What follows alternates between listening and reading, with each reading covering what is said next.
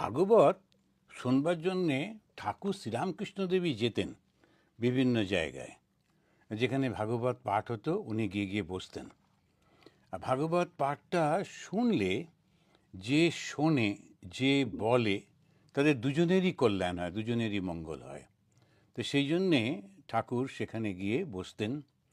আর ওই ভাগবত পাঠ শুনতে শুনতেই ঠাকুরের সেই অসাধারণ একটা অনুভূতি হয়েছিল, যেটি তিনি পরবর্তীকালে বলেছিলেন, যে দেখলুম যে যেখানে যে কৃষ্ণ মন্দিরে পাঠ হচ্ছে, সে শ্রীকৃষ্ণের সেই চরণ থেকে ভাগবত বইটাকে ছুঁয়ে সে আলোটা একদম তার শরীরে এসে প্রবেশ করছে। তো তিনটে একটা লাইনে চলে আসছে। তো ওটা লাগবে না। তো তিনটে একটা ভাবে চলে আসছে। তো সেইটাতেই তখন উনি বলছেন ভাগবত ভক্ত ভগবান। তো ভাগবত ভক্ত ভগবান, এই যে তিনটে কথা বললেন, তো ভাগবতটা হচ্ছে সেই জ্ঞান, আর ভক্ত হচ্ছে যে ওই জ্ঞানটা গ্রহণ করছে আর তারপরে সে ভগবানের সঙ্গে একাত্ম হয়ে যাচ্ছে।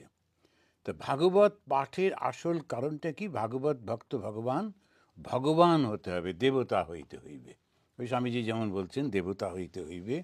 তো সেই রকম তো আমরা এই পাঠটা আমরা শুরু করেছিলাম যাদের জন্যে, তারা হচ্ছে মা সারদার সংঘ, নিউ টাউন, কলকাতা, এরা বলেছিলেন একবার। আর তারপরেতে আর আমাদের বেদান্ত সোসাইটি, আপনাদের না, নিউ জার্সি, হ্যাঁ, সেখানে ওরা ওদের জন্য এটা করা হয়। তো আমরা শুরু করি এইটা দিয়ে, ভগবানকে স্মরণ করি প্রণাম জানিয়ে। শান্তাকারম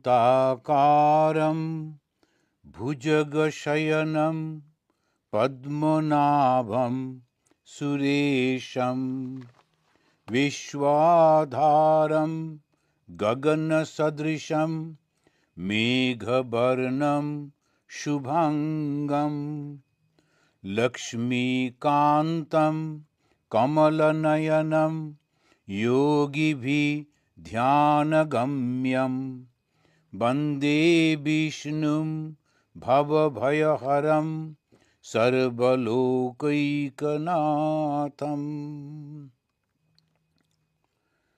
শান্ত আকার যার, অর্থাৎ যার মধ্যে কোনো বাসনা নেই, তিনি যোগেতে অবস্থান করছেন, তাই ভুজগশয়নম।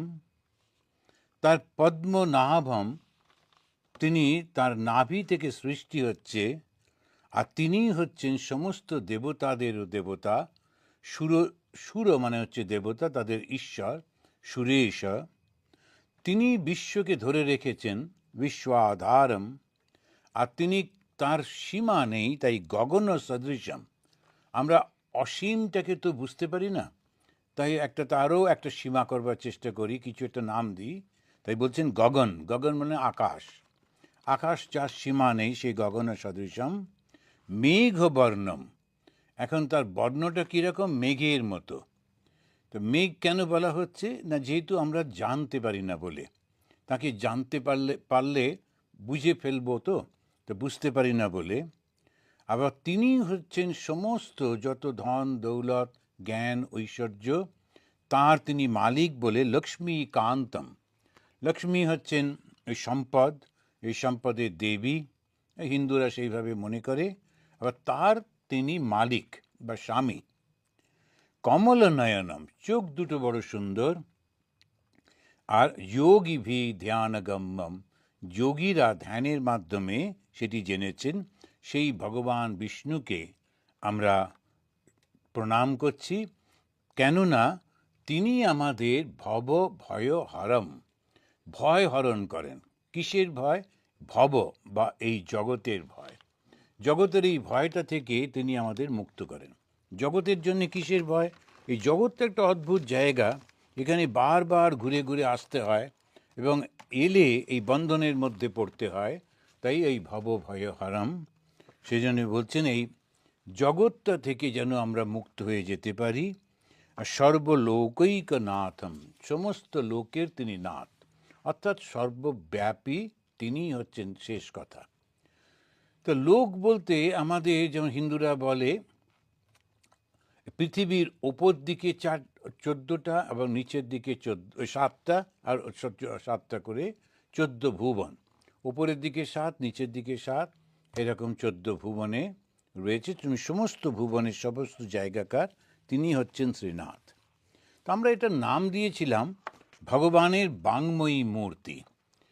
আমার বলতে ভুল হয়ে গেল, আসলে ওই যে আমাদের কলকাতার যারা সারদা সংঘ, ওরা ওই ভাগবতেরই একটা অংশ, সেইটি থেকে আমরা পড়ছিলাম শ্রীকৃষ্ণের অন্তিম বাণী, সেইটাই ওরা স্পন্সর করেন। আর এইটি করেন বেদান্ত সোসাইটি নিউ জার্সি থেকে। এই ভাগবতে ভগবানের বাংময়ী মূর্তি। তো ভগবানকে বাক্য দিয়ে সাজানো হচ্ছে। কেমন করে ভগবানকে বাক্য দিয়ে সাজাচ্ছেন? গত মাসেই আমরা এটা একটুখানি স্পর্শ করেছিলাম, একটুখানি টাচ করে গেছি। তো সেই গত মাসে যেটি বলছিলাম, সেখানে বলছেন যে নমঃ পরস্মৈ পুরুষায় ভূয়সে। দেখুন কিরমভাবে বাক্য দিয়ে ভগবানকে তিনি সৃষ্টি করছেন একটা আমাদের চোখের সামনে। নমঃ পরস্মৈ পুরুষায় ভূয়সে, যার শক্তির পরিমাপ করা যায় না। তিনি যে কি করতে পারেন আর কি পারেন না, তার কোনো পরিমাপ হবে না।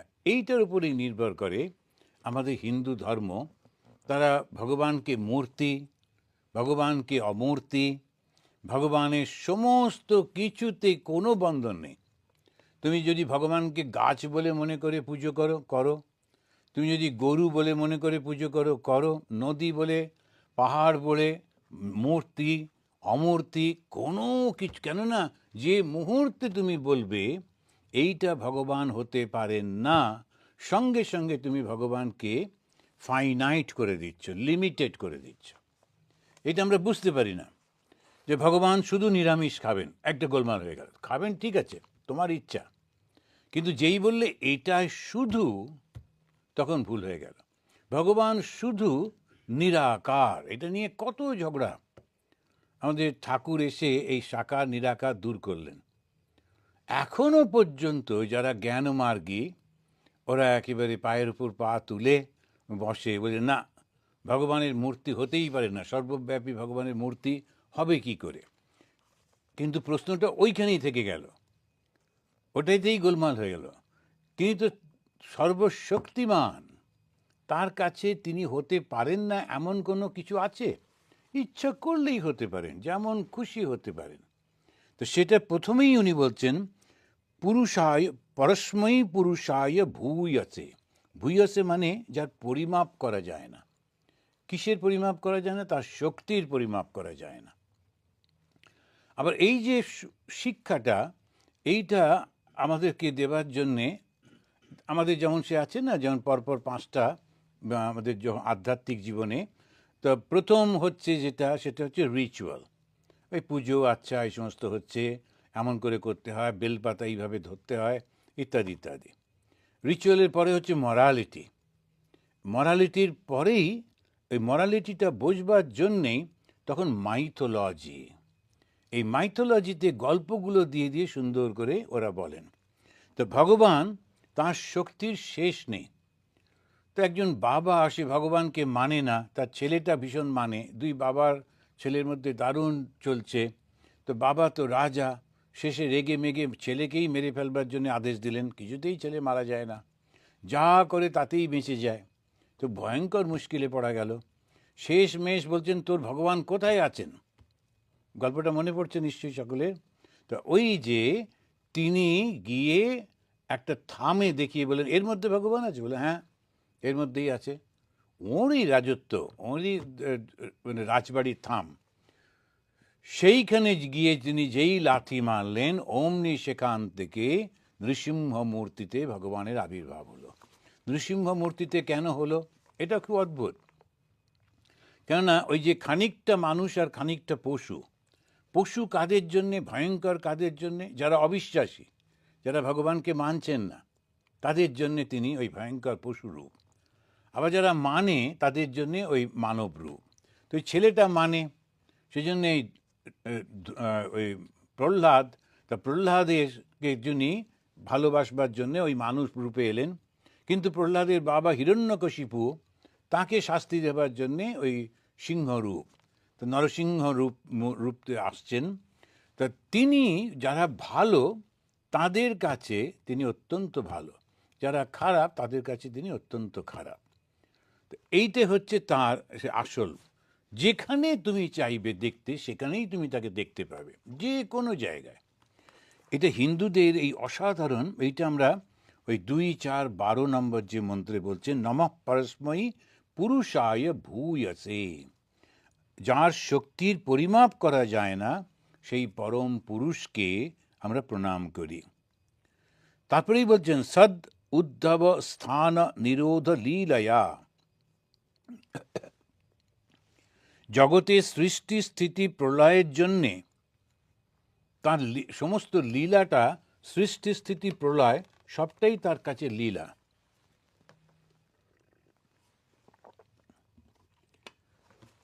লীলা মানে খেলা, তার কাছে খেলা। আমাদের কাছে এটা খুব সিরিয়াস ব্যাপার, কিন্তু মানে ওনার কাছে এটা খেলা। যখন ওই ছোট্ট বাচ্চাগুলো খেলা করে, খেলা ঘরে 3-4 জন মিলে বসে, অমুকের বাড়ি থেকে একটা পুতুল এলো, সেটা নিয়ে আর একটা বাড়ি, ওরা যেটা দেখে সেটাই তো করে। তো এটা খুবই, এটা দেখে খারাপই লাগছিল। তা একটা দেখছিলাম ওই ছবি পাঠায় সমস্ত না, তো ওই রকমই একজন পাঠিয়েছে মিডল ইস্টে ছোটো ছোটো বাচ্চাগুলো, ওরা ওদের পুতুলটাকে একটা কাঠের উপরে শুইয়ে 5 জনে ওরা নিয়ে যাচ্ছে কাঁধে করে। কেননা ওরা ছোটোবেলা থেকেই দেখছে যে মানুষে, অসহায় মানুষ বোম পড়ছে, তাদেরকে নিয়ে নিয়ে যাচ্ছে স্ট্রেচারে করে করে।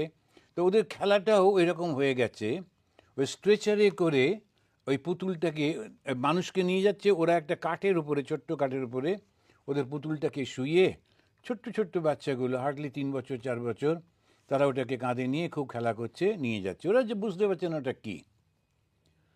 তো ওদের কাছে ওই রকমভাবে একটা কল্পনা করছে যে পুতুলটা পড়ে গেছে, ওর হাত পা ভেঙে গেছে, এবার ওকে স্ট্রেচারে করে নিয়ে যেতে হবে। ওরা খুব সিরিয়াসলি খেলছে। তো ওটা দেখে খুব কষ্ট লাগছিল যে কীরকম কিছু বড় বড় মানুষ, তাদের গোয়ার্তুমির জন্যে কত মানুষের কষ্ট হয়। দুপক্ষেই এই গোয়ারগুলো রয়েছেন, কি করা যাবে। তো এখন আমাদের আমরা যেটা দেখি, তো সেইটা দেখে মনে হয়, যখন আমরা বড় হয়ে গেছি, বাচ্চাদের ওইটা দেখে মনে হয় যে শিশু, ওরা কিছু জানে না, কীরকম কীরকম সব করছে। কিন্তু শিশুদের কাছে ওটা ভীষণ গুরুত্বপূর্ণ, খুব গুরুত্বপূর্ণ ব্যাপার। তেমনি আবার আমরা যারা মনে করছি বড় হয়ে গেছি, আমরা যখন এই জগৎ সংসারে নানান রকম করছি, আমি হচ্ছি অমুক, আমি হচ্ছি তমুক, তখন যারা আরও উচ্চ অবস্থায় মানসিকতার মধ্যে রয়েছেন, যারা দেবতা স্থানীয় হয়ে গেছেন, মহাপুরুষ যারা, তারা আমাদের দেখে হাসেন। তা ওদের তখন মনে হয়, দেখো এই বাচ্চাগুলো কীরকম করছে। আমরা যেমন ওই শিশুদের দেখে করি, ওরা আবার আমাদের দেখে করে। তো কেননা সমস্ত সদ উদ্ধব স্থান নিরোধ লীলায়া, জগতের সৃষ্টি স্থিতি প্রলয়ের জন্যে ওই তিনি সমস্ত কিছু করে চলেছেন। তার কাছে এটা খেলা, লীলা, ইচ্ছা করে করে যাচ্ছেন। আর তারপরেতেই হচ্ছে গৃহীত শক্তি ক্রিয়া, গৃহীত শক্তি ত্রিতরায় মানে 3 রকমের শক্তি, সত্য রজ তম। যখন সৃষ্টি হয় বা যে কোনো ক্রিয়া হয়, তখন তো দুটো জিনিস লাগে, একটা হচ্ছে বুদ্ধি লাগে, জ্ঞান লাগে, আর একটা হচ্ছে তার শক্তিটা লাগে, কেমন করে করব। তো উনি জ্ঞানটা কিসে দিলেন? বেদ। তো ওই বেদ হচ্ছে 4টে, সেই 4টে বেদে উনি জ্ঞানটা দিলেন, আর 3টে শক্তি দিলেন। কি শক্তি? সত্য রজ তম। তো হিন্দুদের এই সৃষ্টির রহস্যটা দেখলে খুব মজা লাগে। জ্ঞানটা লাগবে, আর তার সঙ্গে 3টে শক্তি দিচ্ছেন, সত্য রজ তম। এবারে তিনি 3টে শক্তি যে দিয়েছেন, এটা কি কেউ এসে বলে গেল? না, আমরা পরীক্ষা করে দেখলাম। তো মানুষে, হিন্দুদের সব কিছু পরীক্ষা নিরীক্ষা করে তবে তারা একটা কনক্লুশনে এসেছে। আর এই পরীক্ষা নিরীক্ষা কি একজন করেছেন? না, শত শত ঋষি মুনি তারা একই রেজাল্ট পেয়েছেন। তারা বিভিন্নভাবে সেইগুলোকে পরীক্ষা নিরীক্ষা করেছেন এবং তারা একই রেজাল্ট পেয়েছেন। তা সেই জন্য একটা কনক্লুশনে এসেছেন, এসে বলছেন সত্য। সত্য মানে ভালো গুণ। ওরা অবজার্ভ করে দেখলেন যে এই গুণগুলো প্রত্যেকটি প্রাণীদের মধ্যে রয়েছে, প্রতিটি প্রাণীর মধ্যে। তো সেদিন আবার ওই এক একটা দেখছিলাম, দেখে খুব মজা লাগে। তা একটা সিংহ শুয়ে আছে, একটা সিংহ শিশু ছোট্ট, ও এসে সিংহটার মুখে এরকম করে থাবা দিচ্ছে, যেমন বাচ্চারা করে। আর সিংহ তো খুব বিরক্ত হয়ে গেছে, ও ঘুমোচ্ছিল, ও তো রাজা, ওই সমস্ত বাচ্চা টাচ্চা, ওই বাচ্চাটাকে খুব জোরে মারেনি, একটু এরকম করে হাতটা দিয়ে সরিয়ে দিয়েছে। আর যেহেতু সিংহের একটুখানি করা মানে ছোট বাচ্চাটা অনেক দূরে ছিটকে গিয়ে পড়েছে। সঙ্গে সঙ্গে মা সিংহী এসে সিংহটাকে খুব জোরে একটা থাপ্পড় মারল মুখে। সিংহটা সবে দুটো হাতের উপরে মুখ রেখে ঘুমোবার চেষ্টায় ছিল, সিংহী এসে, মা তো ওই বাচ্চাটাকে মেরেছে বলে এসে সিংহটাকে একটা থাপ্পড় দিল। সিংহটা ধর্মর করে উঠে তোর দিকে তাকিয়ে আছে, কীরকমভাবে ওকে শাসন করলো, যে তুমি বাচ্চাটাকে মারছো কেন, ও খেলা করছো, কী তোমার কী অসুবিধা হচ্ছে? তখন আবার ওই বাচ্চাটা এসে ওর পিঠে উঠছে, এ করছে, ও কিছু বলছে না, কেননা সিংহী পাশে বসে আছে। তো ওই রকম যে আমরা দেখি যে কেমন করে তিনি লীলা করে চলেছেন, রক্ষা করছেন। তো সত্য, রজতম এই তিনটে গুণ দিয়ে কখনো ভালো ভালো গুণও পশুর মধ্যে রয়েছে। কখনো কখনো আমরা দেখেছি যে বেড়ালের বাচ্চাকে কুকুরে, কিংবা কুকুরের বাচ্চাকে বেড়ালে দুধ খাইয়ে বড় করে রাখছে, এরকম দেখতে পাওয়া যায়। এমনকি বাঘেরা পর্যন্ত অন্য, তারা ওই এসে ওই মাতৃত্ব অন্য কোনো কারুর, এমন মানুষের বাচ্চাকেও নাকি এরকম। তো এগুলো আসে কোথা থেকে? সৃষ্টির মধ্যেই তিনটে গুণ রয়েছে। তো সবার মধ্যেই সত্ত্বগুণ আছে, রজগুণ অহংকার, শক্তির প্রদর্শন, আর তমগুণ মানে হচ্ছে সমস্ত উল্টো করা, যেটা করা উচিত না ওইটাই সে করবে। ওকে যে কেউ বলে দিচ্ছে তা না, কেননা ওর মধ্যে প্রকৃতিটা এমন, ওটা না করে সে থাকতে পারে না। তো ওর তো এলো কোথা থেকে? ওই সৃষ্টির থেকে এসছে। সদ উদ্ধব স্থান নিরোধ লীলায়া, এই জগতের সৃষ্টি স্থিতি প্রলয়ের জন্য তিনি করছেন। গৃহীত শক্তি ত্রিতরায়, সত্য রজতম এই তিনটে গুণের দেহি নাম অন্তর্ভবায়, তিনি থাকেন কোথায়? এই যে শক্তিশালী সর্বব্যাপী এই ভগবান, তিনি থাকেন কোথায়? তখন বলছেন প্রত্যেকটি প্রাণীর অন্তরের মধ্যে রয়েছে। তো রবীন্দ্রনাথের সেই গানটা, আমার হিয়ার মাঝে লুকিয়েছিলে, দেখতে তোমায় পাইনি, বাহির পানে চোখ মেলেছি, ভিতর পানে চাইনি। তা আমাদের হৃদয়ের মধ্যেই সেই ভগবান রয়েছেন। সেই ভগবান যখন সেই হৃদয়ের মধ্যে রয়েছেন, তিনি অন্তরের মধ্যেই থাকেন, আর সকলের দৃষ্টির অগোচরে তিনি থাকেন। দৃষ্টির অগোচরে কেন থাকেন? কেন তাকে চিনে ফেললে তো খেলাটা শেষ হয়ে যাবে, ওই জন্য উনি দৃষ্টির অগোচরে থাকেন। যেই মুহূর্তে আমরা তাকে দেখতে পাবো, জানতে পারবো, অমনি খেলাটা শেষ হয়ে যাবে। ভগবান শ্রীরামকৃষ্ণদেব তো একটা উদাহরণ দিতে গিয়ে বলছেন, আগেকার দিনে তারা তো অত বেশি সিনেমা এসব নাটক টাটক ছিল না, তা গ্রামের কিছু কিছু লোক তারা ওই পশু পাখির ডাক নকল করতে পারত, তারপরে একটু মজা করতে পারতো, তো ওরা ওইরকমভাবে সেজে আসতো। কখনো একটা সাধু সেজে এলো, কখনো একটা পাগল সেজে এলো, কখনো পশু সেজে আসতো, সিংহ সেজে, ইত্যাদি ইত্যাদি। সেই বিখ্যাত গল্প যারা আপনারা বাংলা পড়েছেন, তা আমাদের শরৎচন্দ্রের যে মেজদা বলে একটা বই ছিল, গল্প, সে মেজদা পড়াশুনো নিয়ে তিনি খুবই ব্যস্ত থাকতেন। তা অন্তত 9বার তিনি ম্যাট্রিকে ফেল করেছেন, কিন্তু খুব সিনসিয়ারলি পড়ে যাচ্ছেন, এবং তার পরে যারা বাচ্চারা আসছে তাদেরকেও পড়াচ্ছেন, ইত্যাদি ইত্যাদি। তো ওদের সময় একটা লোক, সে একটা বাঘ সেজে ওদের বাড়িতে এসেছে। এত সুন্দর বর্ণনা, এই বাংলাটা ওই জন্যই পড়া উচিত।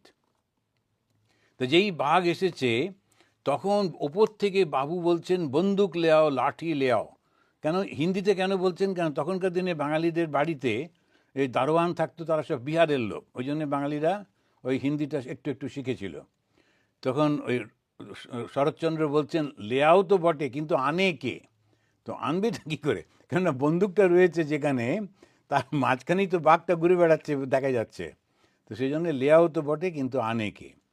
তারপরে দেখা গেল যে না, ওটা সত্যিকারের বাঘ না, ওটা ওই ছেনাথ বহুরূপী। ছেনাথ বলে শ্রীনাথ, তো গ্রামের উচ্চারণে ছেনাথ হয়ে গেছে শ্রীনাথ। সে বহুরূপী, নানান রকমের রূপ ধারণ করে, ইয়ে করে, সাজে, যে ছেনাথ বহুরূপী। তো তিনি ওরকম করেছেন। তখন বাবু বললেন, ওকে একটু পয়সা দেওয়া দরকার ছিল, কিন্তু বাবু যেহেতু ভয় পেয়েছেন বললেন ওকে একটু পিটিয়ে দাও। এটা ওকে ধরে মারা হলো, ধরে কয়েকজন মিলে শাস্তি দিল। তো ছেনাথ বহুরূপী সমস্ত গল্প। এখন ওই যে রূপ ধারণ করেছেন, করে তিনি ভয় দেখাচ্ছেন, আবার তিনিই ভয় পাচ্ছেন, তিনি আবার সাহসী হয়ে গিয়ে সমস্ত করছেন। পুরো যে খেলাটা, এই খেলাটা কে খেলছেন? উনিই খেলছেন।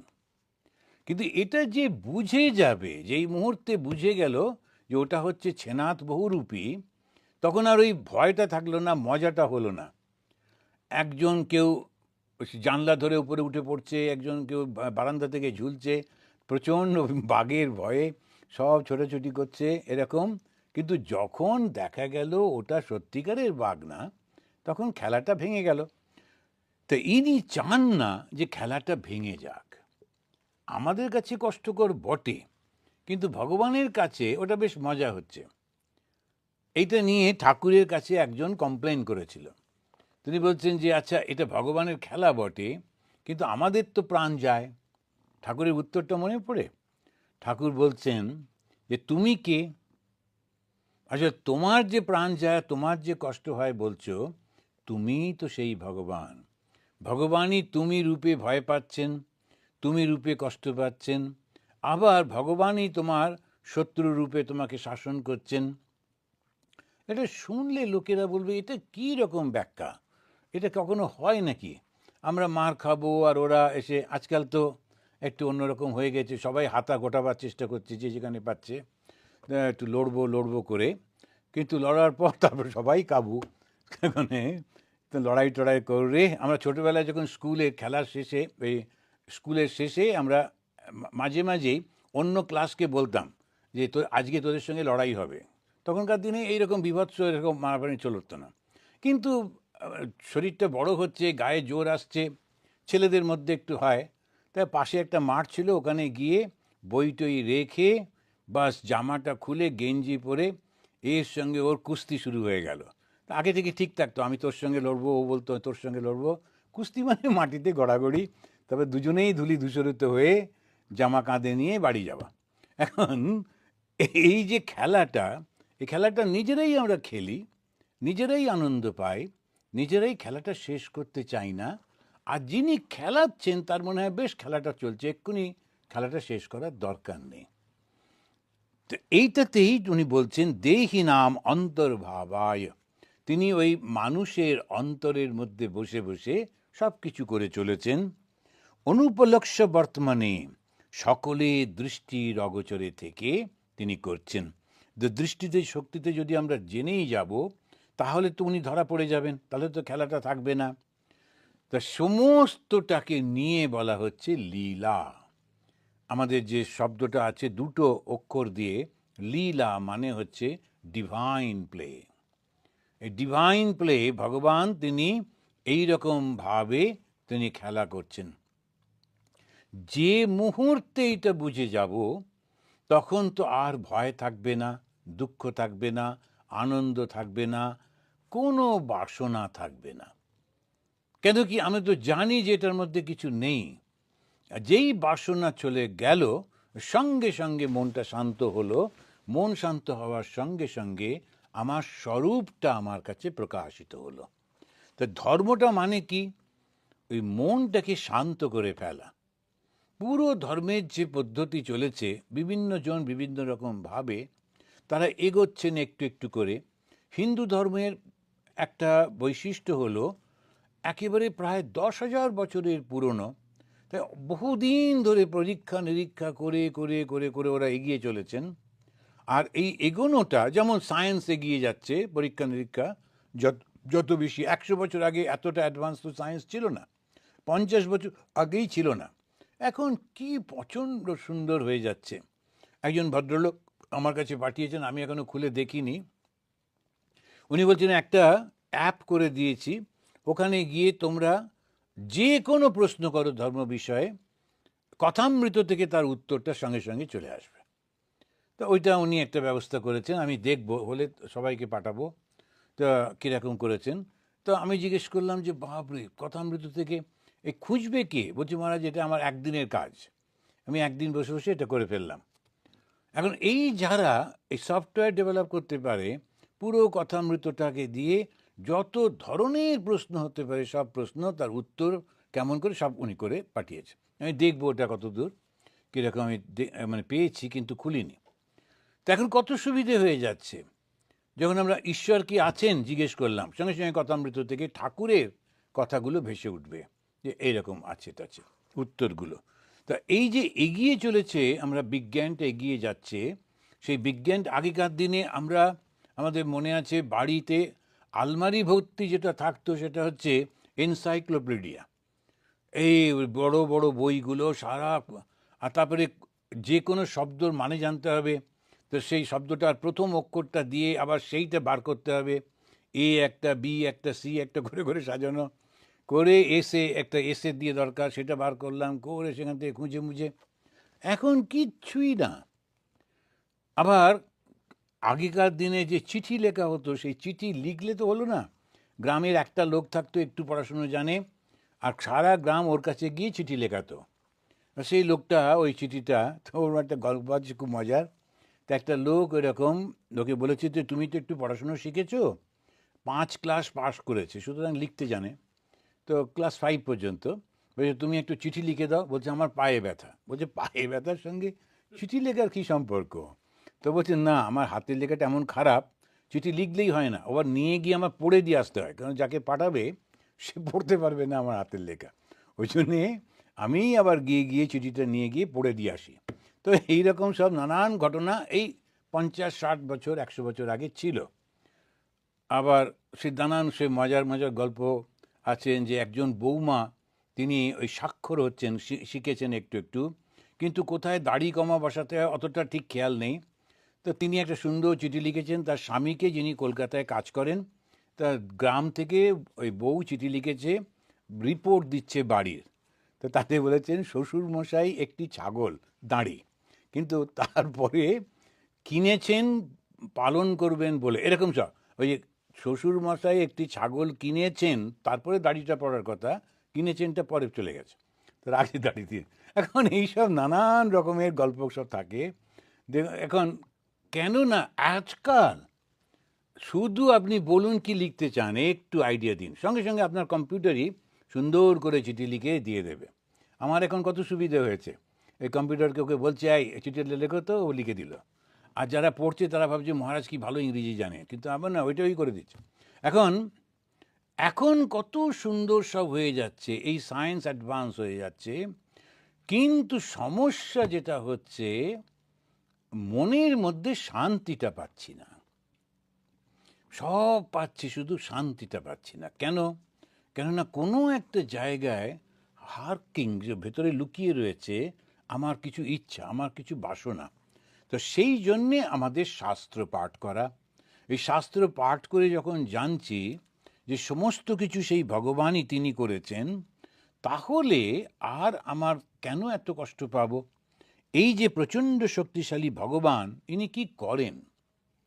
তখন তার উত্তরেও বলছেন সদ্বৃজিনাদ ছেদ, বৃজিনাদ ছেদ, চিচ্ছেদ, সৎ ব্যক্তিদের দুঃখ দূর করেন। সদ্বৃজিনা যারা সৎ ব্যক্তি, তাদের তিনি দুঃখ ছেদ করে দেন, দুঃখটা দূর করে দেন। সমস্ত সৎ ব্যক্তিদের দুঃখ দূর করেন, কিন্তু ঠিক কমপ্লেনটা উল্টো। সবাই বলে যারা ভালো মানুষ তাদের দুঃখের শেষ নেই। দেখাও যায় যারা ভালো মানুষ তাদের বড্ড দুঃখ হয়। ওরা তো সত্যি সত্যি কথাগুলো বলছে, তখন সে আর চাকরি পাবে না, তখন তাকে লোকেরা পছন্দ করে না, একটু বানিয়ে বানিয়ে বলতে হয় সব কিছু এই জগতে। তো স্বামী বিবেকানন্দ তাঁর একটা কবিতায় বলছেন, যত উচ্চ তোমার হৃদয় তত দুঃখ জানিও নিশ্চয়, যারা অত্যন্ত উচ্চ চিন্তা সম্পন্ন ব্যক্তি, উদার মনের ব্যক্তি, তাদেরকেই লোকেরা নানান রকম সমালোচনা করে, দুঃখ দেয়। যত উচ্চ তোমার হৃদয়, তত দুঃখ জানিও নিশ্চয়। হৃদিবান নিঃস্বার্থ প্রেমিক, এ জগতে নাহি তব স্থান। এই জগৎ কিছুতেই সেই ভালো মানুষটাকে স্থান দেয় না। তারপরেই বলছেন, হও জড়প্রায়, অতি নীচ, মুখে মধু, অন্তরে গরল, তবে পাবে সংসারের স্থান। দেখুন, মিলিয়ে দেখুন, একদম ঠিক ঠিক বলছেন। যে যারা মুখে মধু, কি মিষ্টি মিষ্টি করে কথা বলে, খুব সুন্দর করে বলে, কিন্তু ভেতরে একেবারে উল্টো, একটা বিষ রয়েছে। কিন্তু লোকেরা ওদেরকেই পছন্দ করে, কি সুন্দর কথা বলেন, বাস, আর তারপরে বিপদে পড়ে। কারণ এইটাই তিনি ভগবান বলছেন, তিনি কি করেন, সৎ ব্যক্তিদের দুঃখ দূর করে দেন। এই জীবনেই, কখনো কখনো এই জীবনে, কখনো পরবর্তী জীবনে গিয়ে দুঃখ দূর হয়ে যায়। কারণ আমাদের এই যে জীবনটা, এই জীবনটা আমি যেটা করছি, সেটা পূর্বজন্মে যে কাজগুলো করে এসেছি তার প্রতিফলন। এই জীবনে যেটা করছি সেটা আবার আমার ব্যাগেতে জমা পড়ছে, ব্যাংক অ্যাকাউন্টে। সেইটা গিয়ে পরবর্তীকালে ওইটা তখন খুলবে। তো এখন আমি ভালো কাজ করা সত্ত্বেও কষ্ট পাচ্ছি কেন? কেননা এটা এখানকার নয়, এর পরে পরে গিয়ে তুমি এটা পাবে। এখন ভালো কাজ করা সত্ত্বেও কষ্ট পাচ্ছি, তার কারণ পূর্ব জন্মে আমি যে খারাপ কাজগুলো করেছিলাম তার ফলটা তো ভোগ করতে হবে। তাই ঠাকুর বলছেন, একজনের সিদ্ধি লাভ হলো, কিন্তু ও আগে একটা চুরি করেছিল, সেই চুরির মামলায় জেলে যেতে হবে। সিদ্ধি লাভ করেছে বটে, কিন্তু পুলিশ এসে ধরে ওকে জেলে নিয়ে গেল। জেলে ওকে যেতে হবে কেন? ওটা আগের কাজের ফল। আর ওই যে সিদ্ধি লাভ করলো, সেটা ওই পরবর্তী জীবনে গিয়ে তখন সে সুন্দর ভোগ করবে। তো নিয়ম একেবারে ঠিক আছে, হিসেব একদম ঠিক। তো হিসেবটা হচ্ছে সদ্বৃজিন জিনিস, যারা ভালো মানুষ তাদের তিনি দুঃখ দূর করে দেবেন, দেবেনই দেবেন। তা সৎ মানে কি? যে অন্যকে যখন আমরা সাহায্য করি, পরকে দুঃখ দেওয়া, অন্যকে দুঃখ দেওয়াটাই হচ্ছে পাপ। আর অন্যকে সাহায্য করা, আনন্দ দেওয়া, সেটাই হচ্ছে পুণ্য। পরপীড়নই পাপ, স্বামী বিবেকানন্দের ভাষায়। যখন অন্যকে কষ্ট দিচ্ছি সেটাই হচ্ছে পাপ, আর যখন তাকে সাহায্য করছি সেটাই হচ্ছে পুণ্য। তো এইটা যখন আমরা করতে পারি, এটা মনে রেখে যে আমার কথার মধ্যে দিয়ে, আমার ভাবের মধ্যে দিয়ে, আমার ব্যবহারের মধ্যে দিয়ে যেন কাউকে কষ্ট না দিই। অনেক সময় আমরা মুখে কিছু বলি না, কিন্তু হাবভাবে এমন দেখাই আমি তোমাকে পছন্দ করছি না, তাতে মানুষের খুব কষ্ট হয়। শরৎচন্দ্রের একটা গল্প আছে, একজন শাশুড়ি মা দোতলায় থাকেন, বয়স্কা মহিলা। সকাল থেকে উঠে উনি, নিচে থাকে ছেলের বউ, সেই ছেলের বউটিকে উনি খুব গালি দিতে থাকেন, বকতে থাকেন। কিন্তু ছেলের বউটির গলা শোনাই যায় না। আর বাড়িটা পাঁচিল দিয়ে ঘেরা, লোকেরা দেখতে পায় না। সবাই ভাবে, পাড়াশুদ্ধ লোক, দেখো ছেলের বউটি কি ভালো। আর এই মহিলা সকাল থেকে উঠে ওকে বকছেন, আর ও তো কিচ্ছু, একটা গলা শোনা যায় না। তখন ওই পাড়ার একটি দুষ্টু ছেলে, তার মনে হলো এক হাতে তো তালি বাজে না বলে বলা হয়, তো ইনি কেন রোজ এসে এর উপরে রাগ করেন, বারান্দা থেকে ঝুঁকে পড়ে ঝগড়া করছেন, কিন্তু নিচে থেকে কোনো শব্দ নেই। তো দেখি এটা কারণ তো থাকবে। তো পাশে একটা গাছ ছিল লম্বা মতো, ওই গাছে উঠেছে। উঠে দেখছে নিচেতে, ওই পাঁচিলের নিচে ওই বউটি ঝাড়ু দিয়ে পরিষ্কার করছে, আর মাঝে মাঝে ওপরে তুলে শাশুড়িকে দেখাচ্ছে। এখন নিঃশব্দে ওইটা যে দেখাচ্ছে, আর বুড়িমা রেগে যাচ্ছেন, গিয়ে চেঁচামেচি করছেন। তো ওই কর্মটা নিঃশব্দে আমরা অনেক সময় করি, লোকেরা বুঝতে পারে না, এমনভাবে চোখটা করলাম, মুখটা করলাম, অনেক সময়তে আমরা মানুষকে কষ্ট দিই। আর যেই কষ্টটা দিলাম, সঙ্গে সঙ্গে আমার খাতাতে সেটা উঠে গেল। তাই কর্ম আমরা তিনভাবে করি। একটা হচ্ছে কায়িক, শরীর দিয়ে করি, কাউকে গিয়ে একটা থাপড় মারলাম, কারোর জিনিসটা ছিনিয়ে নিলাম, ইত্যাদি ইত্যাদি। আরেকটা হচ্ছে বাচিক, আমরা মুখে কথা দিয়ে দিয়ে তখন তাকে বলছি, এইটা হচ্ছে বাচিক, কায়িক, বাচিক, মানসিক। মনে মনে চিন্তার মাধ্যমে যে কর্মটা করছি সেটাতেও গোলমাল হয়ে যাচ্ছে। তাই উনি বলছেন সদ্বিজিনা ছেদে, সৎ ব্যক্তিদের তিনি দুঃখ দূর করছেন, আর অসতাম অসম্ভবায়, অসৎ মানুষদের ধ্বংস করে দিচ্ছেন। ধ্বংস মানে কি? এখন এই যে ধ্বংসের কথাটা সব ধর্মেতেই রয়েছে, আর কোনো কোনো ধর্মে বলছে ইটার্নাল ড্যামনেশন। তো ওইটা আমরা বলি না, এরকম হবে না।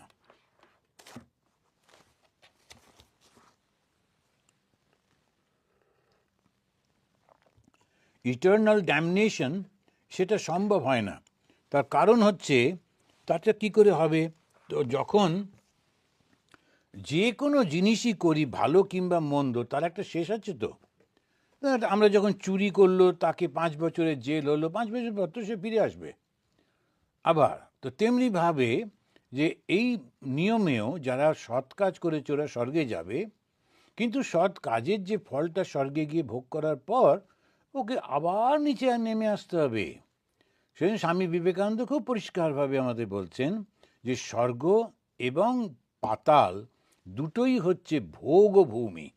ভোগ মানে ওখানে গিয়ে তুমি ওটা ভোগ করছো, তুমি এনজয় করছো, হয় সুখ কিংবা দুঃখ। কিন্তু এই যে জন্মটা পৃথিবীতে, এটা হচ্ছে কর্মভূমি। কাদের কর্ম? মানুষের কর্ম। পশু পাখিদের কর্ম হয় না। পশু পাখিরা যে খারাপ কাজ করেছে তার ফলে ওরকম হয়েছে, পশু বা পাখি বা কীট পতঙ্গ। ওই কর্মটা শেষ হয়ে গেলে ও তারপরে তারপরে তারপরে করতে করতে মানুষ হবে। মানুষের মধ্যে খুব সাধারণ নিচু ধরনের মানুষ, তার বুদ্ধি নেই, এরকম শুধু খায় থাকে, ওই রকম মানুষও নয়। করে করে যেই তুমি শিক্ষিত ভালো মানুষ হলে, অমনি পরীক্ষা শুরু হয়ে গেল। এই শিক্ষিত যারা, তারা যদি অন্যায় করে তখন সে পাপটা খুব বেশি হয়। যদি খেয়াল করে দেখা যায়, রামায়ণে রাম গিয়ে সাধারণ কাউকে মারছেন না, কিন্তু যে সমস্ত রাক্ষসেরা, তখন তো 3টে সভ্যতা ছিল, মানব, বানর আর রাক্ষস সভ্যতা বা অসুর সভ্যতা, রাক্ষস সভ্যতা। তো এই যেটা তাদের মধ্যে যারা রাজা স্থানীয়, তারা সৈন্য নিয়ে যুদ্ধ করতে আসছে, করছে, অন্য সৈন্যরা মারা যাচ্ছে, কিন্তু আসল যুদ্ধটা রাজার সঙ্গে হচ্ছে। শ্রীকৃষ্ণের সময়ও দেখছি তিনি রাজাদেরকে শাসন করছেন, কেননা রাজারা খারাপ হয়ে গেছে, তারা অন্যায় করছে, তাদের মানে পেশি শক্তি বেশি হয়ে গেছে, মাসল পাওয়ারটা বেশি, তখন সেইটা নিয়ে অস্ত্রশস্ত্র লোকজন নিয়ে অন্যের উপর অত্যাচার করছে। তো সেইটাতে তারা শাসন করছেন, এসে তাদেরকেই শাস্তি দিচ্ছেন। ভগবান শ্রীরামকৃষ্ণদেব তিনি ব্রাহ্মণ বংশে জন্মে ব্রাহ্মণদের সঠিক পথে নিয়ে যাবার চেষ্টা করছেন, যে তোমরা ব্রাহ্মণ হয়ে মানুষকে ভুল পথে নিয়ে যেও না, ধর্মের নামে মানুষকে ঠকিও না, ইত্যাদি। তা অসৎ যখন আমরা বলছি, অসৎ হচ্ছে সেই মানুষরা যারা নিজেদের স্বার্থের জন্যে অন্যের কষ্টের কারণ হয়, সেটাই হচ্ছে অসৎ ব্যক্তি। এই অসৎদের তিনি ধ্বংস করছেন। অনেক সময় আমরা মনে করি মদ টদ খেলে তারা অসৎ লোক, খারাপ হয়ে গেল। কিন্তু এবারে দেখুন, ঠাকুর শ্রীরামকৃষ্ণদেবের জীবনে যে একজন বড় ভক্ত, সবথেকে বড় ভক্তদের মধ্যে একজন, তিনি গিরিশ ঘোষ। তিনি যখন ঠাকুরের সঙ্গে তার দেখা হলো, ঠাকুর বললেন তুমি একটু সকালে সন্ধে ঈশ্বরের নাম করো। ও বললো কখন সকাল হয় আমি বুঝতে পারি না, যখন ঘুম থেকে উঠি ওটাই সকাল। বলে তাহলে সন্ধেবেলা? বলে সন্ধেবেলা তো নাটক করি। তো বললো একটু রাত্রে, বলে রাত্রে নাটকের পর খেয়ে দিয়ে মদ খেয়ে গিয়ে কখন শুই, আমি নিজে শুই না, লোকেরা নিয়ে গিয়ে আমাকে শুইয়ে দেয়, তো সুতরাং ওটাও বুঝতে পারছি না, আমার দ্বারা হবে না। এখন তাকেও ঠাকুর কিন্তু খুব খুশি, একবার বলছেন না দূর হয় চলে যায়, তা কিন্তু বলছেন না। এখন ওই যে মানুষটি, সে কাউর ক্ষতি করছে না, ও নিজের মতো একটা জীবন যাপন করছে, মানুষটা ভালো মানুষ, তাকে কিন্তু ধ্বংস করছেন না, বরং আশীর্বাদ করছেন, কেননা ওর মধ্যে ভক্তি ছিল। তাই আমরা যখন বলছি তিনি সৎ ব্যক্তিদেরকে রক্ষা করেন, সৎ বলতে সেই মানুষ যে সত্যি সত্যি তার পোশাক যেমনই হোক, ভাষা যেমনই হোক, সংস্কৃতি যেটাই হোক না কেন, সে যখন অন্য মানুষের সাহায্য করছে, অন্য প্রাণীদের সাহায্য করছে, ওটাই সৎ ব্যক্তি। তার ধর্ম, তার ভাষা, তার সংস্কৃতি ওর সঙ্গে কোনো সম্পর্ক নেই। সৎ এবং অসতের এইটা, অসৎ ব্যক্তিকে যে অন্যকে পীড়া দিচ্ছে। আর সেই জন্যই বলছেন অসতাম অসম্ভবায় পারমহংস্য আশ্রমে ব্যবস্থিতাম পুংসাম অনুমৃগ্য দাশুষে। এখানে এই সংস্কৃতগুলো একটু একটু অন্য রকমের সংস্কৃত, কিন্তু আমরা যেটা গীতা পড়ি, গীতাটা অনেক রিফাইন সংস্কৃত, ওই জন্যে পড়তে ভালো লাগে। কিন্তু যখন আমরা বেদ পড়ি তখন বেদের সংস্কৃতটা আর একটু অন্যরকম। কিন্তু যখন আবার এইটা পড়ছি ভাগবত, তার সংস্কৃতটা একটু অন্যরকম ব্যবহারের জন্যে।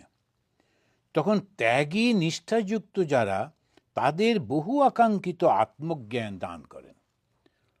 বললেন না ভগবান দর্শন হয়, তারা স্বর্গে যায়, এসব বলছেন না, আত্মজ্ঞান দান করেন।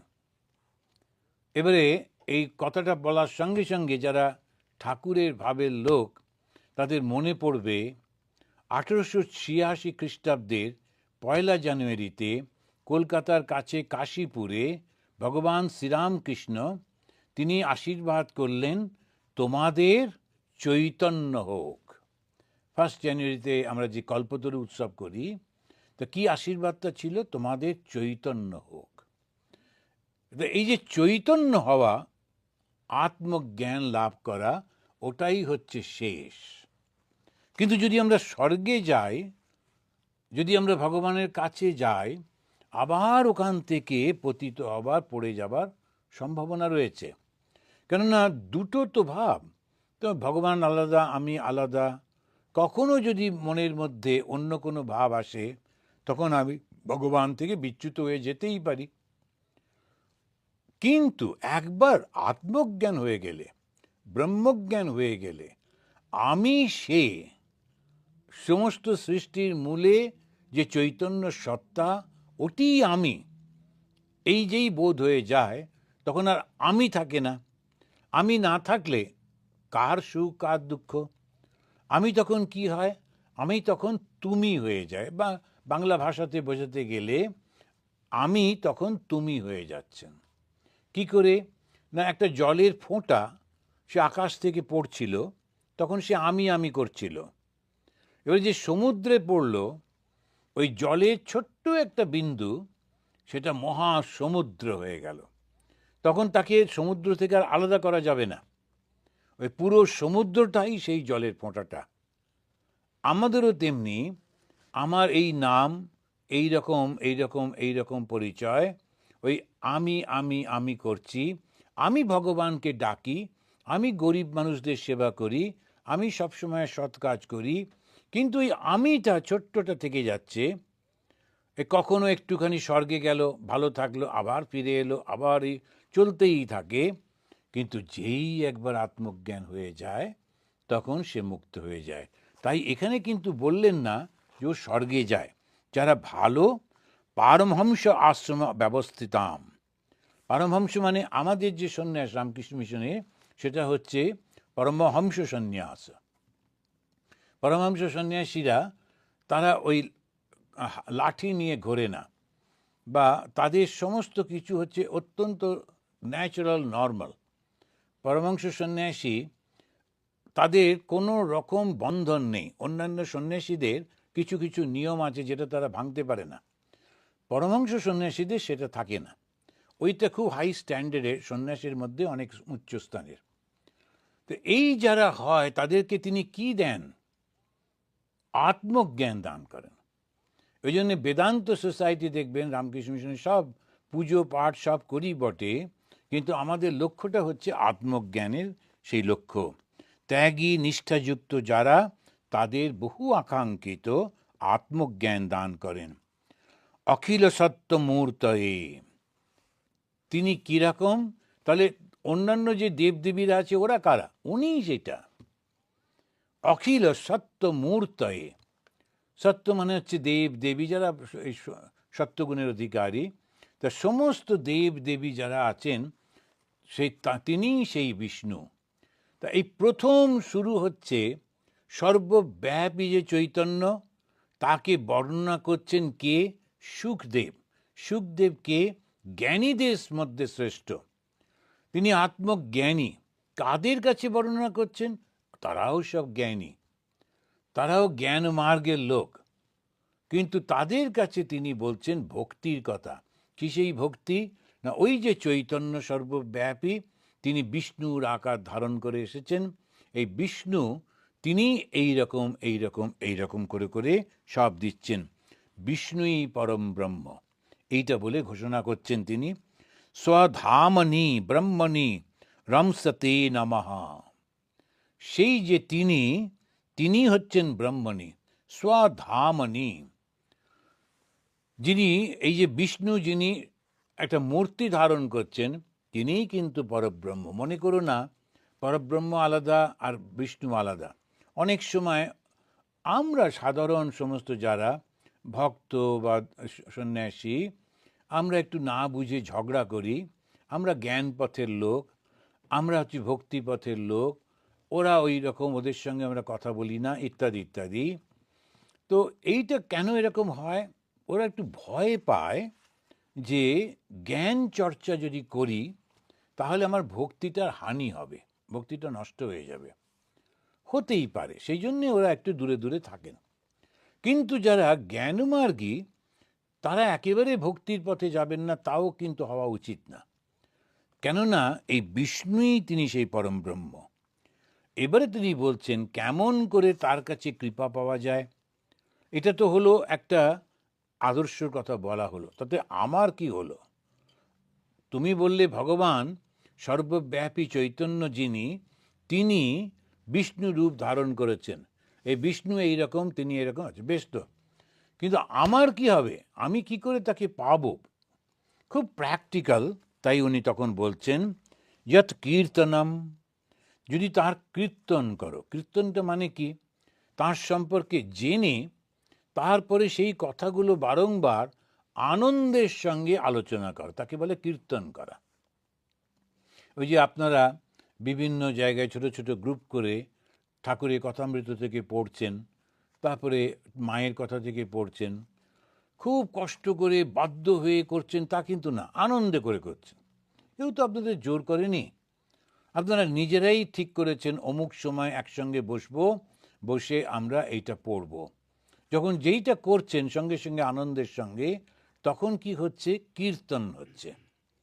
তো আমরা যখন ওই হরি কীর্তন করে ইত্যাদি, আনন্দ হয় লোকের, যে কীর্তনের সঙ্গে সঙ্গে নৃত্য করে, খুব সুন্দর করে সব করে টরে। তো ওইখানে এই যে তাই বলছেন কি করতে হবে? তার নামটা কীর্তন করতে হবে। আর যখন সে কীর্তন করছে, তখন লীলা কীর্তন করছে, তখন তার মধ্যে মনটা পবিত্র হয়ে যাচ্ছে। আর যৎ স্মরণম, যখন তাকে স্মরণ করছে। স্মরণ কখন করি? সকালে উঠে একবার, আর সন্ধেবেলা একবার, মাঝে মাঝে ভুলে যাই। তো সেটা ঠিক আছে, এখন সকাল সন্ধে মাঝে মাঝেও ভুলে গেল। স্মরণ করা মানে হচ্ছে, তার মানে ভালোবাসা আসেনি। যখন ভালোবাসা আসে তখন কিন্তু সারাক্ষণ তাকে ভালোবাসে। আপনি লক্ষ্য করে দেখবেন, যারা হয়তো বাবা, তারা যাচ্ছেন যুদ্ধে, তারা সৈন্য, তার যে ওয়ালেট রয়েছে তার মধ্যে তার মেয়ের ছবি রয়েছে, কিংবা তার কারুর মায়ের ছবি রয়েছে বা পরিবারের ছবি রয়েছে, এরকম করে নিয়ে, কেন ভালোবাসে। ওই ছবিটা বার করলেই তার ভাল লাগছে, শোবার আগে ওটা দেখে নিল। এটা এই রকম সমস্ত প্রত্যেকের কাছে কিছু না কিছু। আমরা যেমন একটা করে আমাদের যে কাছেতে পকেটে একটা ঠাকুরের ছবি থাকে, এইসব কেননা ভালোবাসি বলে। তো এই যে ভালোবাসাটা যখন থাকে তখন স্মরণ থাকে, তখন সে ভুলে যায় না। তো ভুলে যাওয়া মানেই হচ্ছে তার প্রতি এই ভালোবাসাটা নেই, ওই জন্য এই স্মরণটা থাকে। যদ ঈক্ষণম, রূপ ধ্যান করছে, তখন সে তার যে রূপটা আছে তার সেটা ধ্যান করছে। কেন এটা কেন বলা হলো? এদিকে বললো আত্মজ্ঞান, আবার রূপের ধ্যান কেন বলা হচ্ছে? কেননা রূপটা ছাড়া আমরা ধ্যান করতে পারবো না। যখনই আমরা যাই বলি না কেন, রূপটা লাগবেই। যেমন আমাদের যারা জুইশ সম্প্রদায়, ওরা মূর্তি নেই বলে বটে, কিন্তু যখন ধ্যান করে তখন একটা বক্সের ধ্যান করে। ওই বক্সে তার উপরে একটা দুটো ইয়ে রয়েছে, ওই ডোভ রয়েছে, তারা ওটা নিয়ে যাচ্ছে, শান্তি ইত্যাদি ইত্যাদি। বলে ওদের একটা কল্পনা আছে, ওটাও তো একটা বস্তু, ওটাই তো তোমরা ধ্যান করছো। যারা খ্রিশ্চানরা তারা ওই ক্রসের ধ্যান করে। আবার মুসলিমরা তারা, আমি গিয়ে দেখেছিলাম ওই সৌদি আরবে, তবে আর একটা খুব বিখ্যাত ওই মসজিদ আছে, 10,000 লোক একসঙ্গে প্রার্থনা করে, সেটা হচ্ছে আবু ধাবিতে। সেখানে যেখানটাতে যেদিকে তাকিয়ে ওরা বসে, ওই দেওয়ালেতে দাগ কাটা আছে, একটা সবুজ আর একটা সাদা দাগ নেমে এসছে এমনি করে করে, জলের ধারার মতো, খুব সুন্দর করে করা। তো ওটা কী ব্যাপার?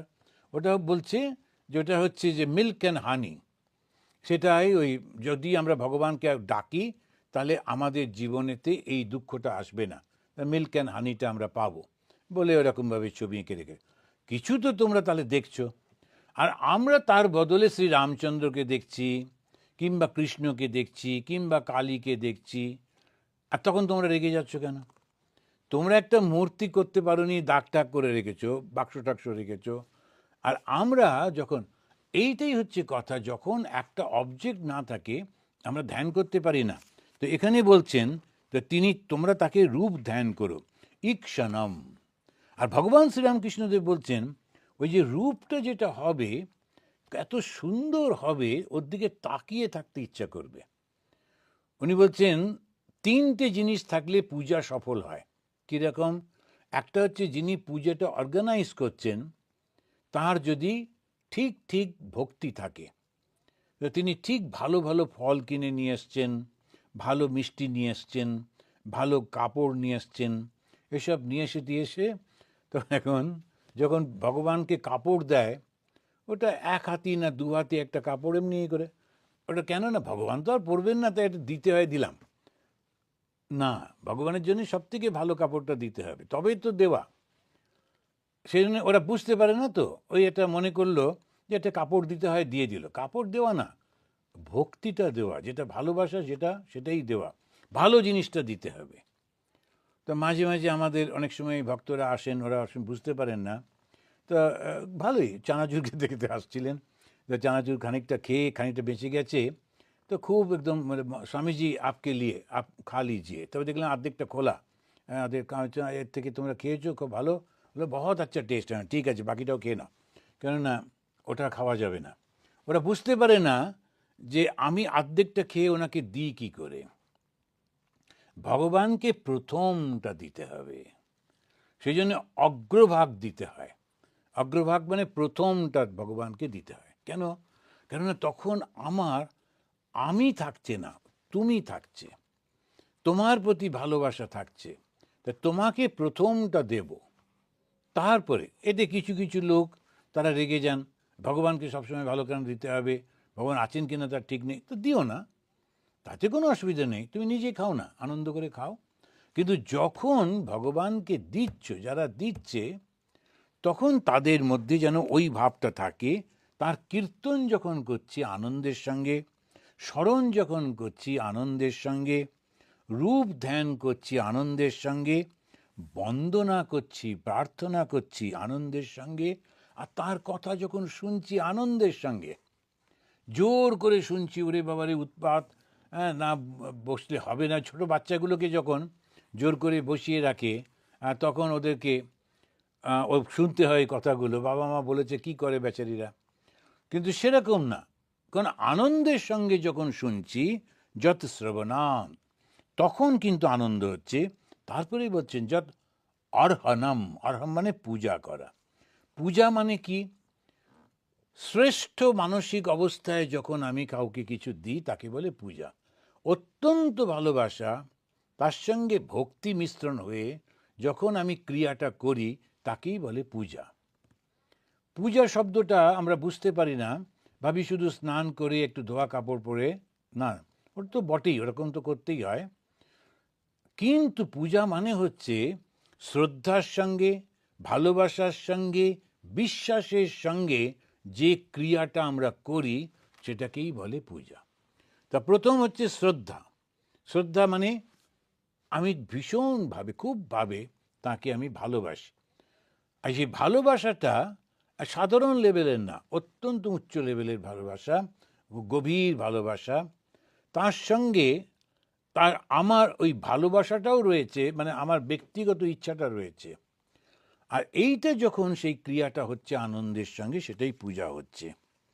আর লোকস্য কলমশম সদ্য বিধুনতি, তাহলে কি হয় এগুলো করলে? কি করলে? তার কীর্তন করলে, স্মরণ করলে, ধ্যান করলে, বন্দনা করলে, তার কথা শুনলে এবং তাকে পুজো করলে, এই যে 6টা কাজ যদি ক্রিয়া আমরা যদি করি, তখন কি হয়? পাপ দূর হয়ে যায়। লোকস্য কলমশম সদ্য বিধুনতি, তার সমস্ত পাপটা সঙ্গে সঙ্গে ধুয়ে মুছে যায়। তস্मै সুভদ্র সবসে নমঃ। সেই যে ভগবান, যাকে এইগুলো করলেই আমার পাপ ধুয়ে যাবে। পাপ মানে কি? পাপ মানে হচ্ছে জগতের প্রতি আমার ভালোবাসা বা জগতের প্রতি আমার যে আসক্তি, ওটাই পাপ। যখন আমার জগতের প্রতি আসক্তি রয়েছে, জগৎটাকেই আমি সত্য বলে মনে করছি, তার জন্যেই সমস্ত কিছু করছি, আর সেইটা পাবার জন্যে নানান রকম অন্যায়ও করছি, তখন সেইটি হচ্ছে আমার পাপ। কিন্তু জগৎ থেকে মন কিছুতে উঠতে চায় না। এমনভাবে মনটাকে তৈরি করে দিয়েছেন ভগবান, ভগবানই তো করেছেন, কিছুতেই যেতে চায় না। আর সেই কারণতে তখন কি করতে হবে? এই যে 6টা কথা বললেন, এটা বারংবার বারংবার অভ্যাস করতে হবে। করতে করতে করতে করতে ঠিক দূর হয়ে যাবে। শ্রী শ্রী মাকে যখন বলছেন, মা কতদিন ধরে তো জপ টপ করছি, কই কিছু তো অনুভব করতে পারছি না। তো মা বলছেন, বাবা ফুলটা নাড়াচাড়া করতে করতেই হাতে গন্ধটা হয়। এই এক আস্তে করতে করতে করতে করতে দেখবেন প্রচণ্ড রাগ ছিল, রাগটা কমে গেল। প্রচণ্ড বাসনা ছিল, বাসনাগুলো চলে যাচ্ছে। নানান রকমের যেগুলো খুব ছিল, ওগুলো সব চলে গিয়ে হালকা হালকা হয়ে যাচ্ছে। তার মানে জগতের প্রতি যে দুর্বলতা আমাদের, সেইটি যখন চলে যায়, তখনই হচ্ছে পাপ স্খলন হয়ে যাচ্ছে। যেমন পাপ থেকে মুক্ত হওয়া মানেই এই জগৎটা যখন থাকলো না, কি থাকলো মনের মধ্যে? জগতের যিনি কারণ, জগতের যিনি সৃষ্টি করেছেন, সেই স্রষ্টা, তিনি সেই ভগবান বিষ্ণু রূপে আমাদের সামনে অবতীর্ণ। তাঁকে যখন আমরা ধ্যান করছি, চিন্তা করছি, তখন আমরা ওই বিষ্ণুর রূপের মধ্যে দিয়ে তার অরূপ যে অবস্থা, সর্বব্যাপিত্বের যে অবস্থা, সেই চৈতন্যের মধ্যে চলে যাচ্ছি। আর এই বন্ধনের মধ্যে কখনো আসতে হবে না। এইটাই হচ্ছে এই ভাগবত পাঠের কথা। ভগবান শ্রীরামকৃষ্ণদেবের একটু কাহিনী বলে শেষ করি। তো একটি লোক, আগেও বলেছি, একজন গিয়ে পণ্ডিত, ভাগবত পণ্ডিত বলা হয় তাদেরকে, ওরা শুধু ভাগবত পড়ে আর পড়ে ওটা ব্যাখ্যা করে। আর সেই ভাগবত পণ্ডিতরা গিয়ে গিয়ে ব্যাখ্যা করে পয়সা টয়সা নেয়। তো রাজার কাছে গিয়ে ভাগবত পাঠ করতো, কেন রাজা একটু চাল ডাল সব দেবে, একটু পয়সা টয়সা দেবে। তা পড়বার পর আবার রাজাকেই জিজ্ঞেস করতো, রাজা বুঝেছ? রাজা গম্ভীর হয়ে বলতো, পণ্ডিত তুমি ভালো করে বোঝো। তো পণ্ডিতের খুব অপমান হতো, এটা অল্প বয়সী রাজা, ও আমাকে বলছে, আমি এতদিন ধরে ভাগবত পড়ছি, আমি জানি না। একদিন ওর মনে হলো, ভাগবত পড়তে পড়তে মনের মধ্যে একটা কষ্ট তো থাকি, সবার সামনে অপমান হয়ে যাচ্ছে, তুমি বোঝো। কিন্তু রাজাকে তো আর কিছু বলতে পারে না। একদিন হঠাৎ করে ভাগবত পড়তে গিয়ে তখন দেখছেন যে পাপটা ধুয়ে যাবে। এই পাপটা কি? পাপই তো বাসনা। কিসের বাসনা? এই জগতের বাসনা। জগতের বাসনা বলেই তো রাজার কাছে গিয়ে আমি তাকে পড়াবার জন্য, রাজার পড়াবার কোনো ইচ্ছা নেই, কিন্তু পণ্ডিত এসছে, আচ্ছা ঠিক আছে বসো, ওই কোনায় বসে পড়ো আর শোনাও, যতটুকু বোঝো। রাজা নিজের কাজ করছে। পণ্ডিত 1 ঘন্টা পড়বার পর বলছে, আচ্ছা ওকে দিয়ে দাও, 2টো সোনার টাকা দিয়ে দাও। পণ্ডিত খুশি হয়ে চলে যাচ্ছে। এখন ওর মনে হলো, আরে তাই আমাকে রাজা বারবার বলেন, পণ্ডিত তুমি আগে বোঝো।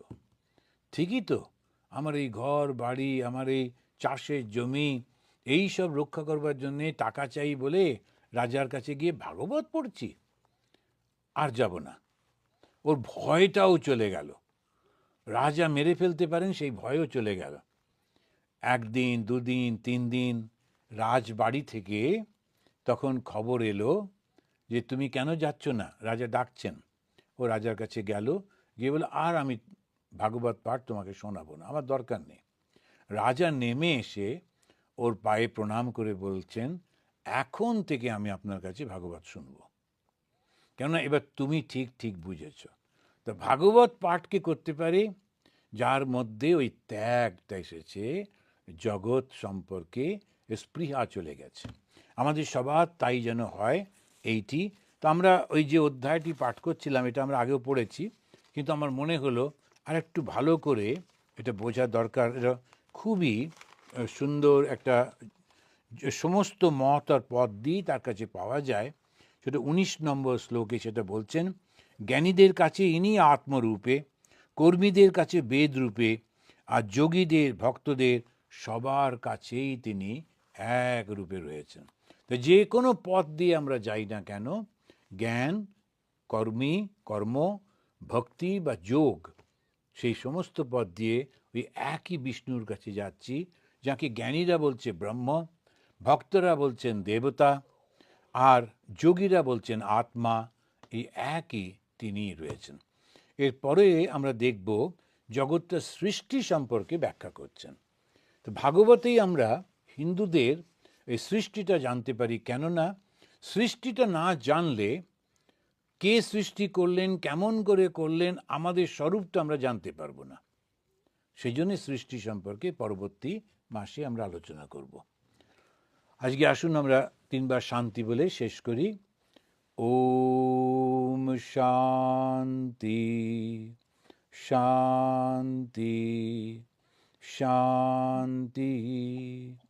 হরি ওম তৎসৎ। শ্রীরামকৃষ্ণ অর্পণমস্তু।